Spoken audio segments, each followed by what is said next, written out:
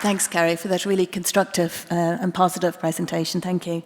Our next speaker is Dr. Ferrero, who's going to talk about the issues of environmental risk. And again, if the global financial crisis taught us anything, is that we're not good at risk management. Thank you.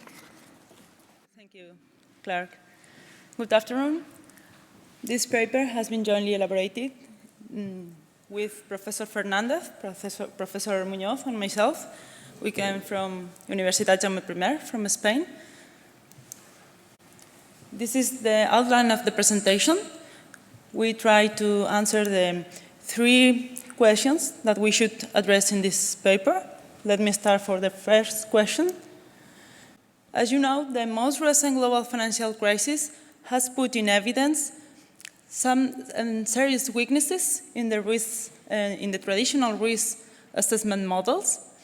In fact, the board of directors or even the managers made decisions without considering the real risk of the corporations. And those decisions led to the corporations obtain a successful result. And in some cases, that decisions put in risk the viability of the firm. Therefore, this is a key issue that we should address. And in this paper, we address this problem. How we address this problem? By means of CSR approach. The objective of this paper is to integrate extra financial variables in the traditional risk management models. Why have we chosen corporate social responsibility? So CSR is a management approach that allows us to integrate in the management system extra financial variables like social, environmental, and corporate governance aspects. And with CSR, we think that we can change the traditional models. Why have we chosen the enterprise risk management model? So nowadays, the firms should manage their impacts, and manage their impacts involves manage the risk. If they ensure the continuity of these firms.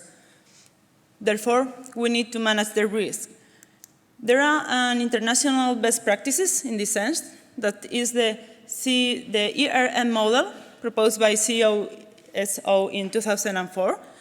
And this model is a 3-dimensional model where in the first dimension we observe the goal of the firm in 4 categories.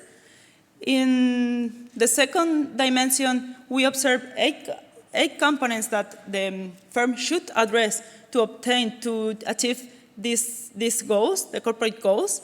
And there are a 3rd dimension where the firm should establish this ERM model to achieve these goals. However, these models have some limitations. For example, Williamson remarks that this model ignores shared management of risk with external parties and doesn't take into account the social implications. Therefore, with our proposal, we try to overcome these limitations. But what's our concrete proposal? We try to explore how an organization may include the CSR approach in these 8 components of the ERM model at all levels of the organization, and in order to achieve the goals in these 4 categories in economic, social, environmental, and governance terms. Then now let me explain how we are including these financial and extra-financial criteria in this model.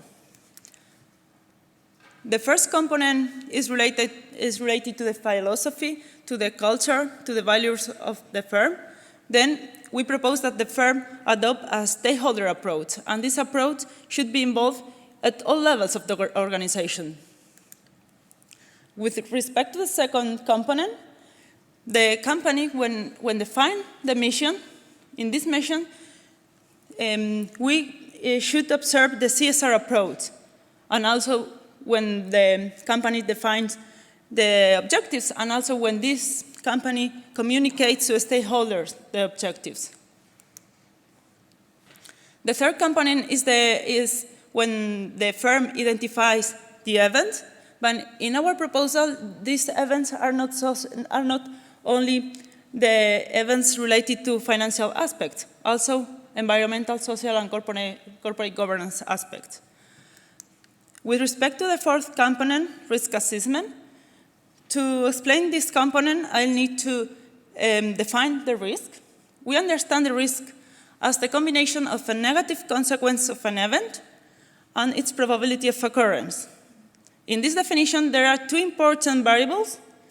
One is the consequence, and the second is the probability of occurrence. And we work with these two variables with a risk matrix, with this tool. This is a traditional risk matrix where we can observe the two variables. Traditionally, only has taken into account the financial aspects. However, we extend this traditional matrix with respect to the other aspects.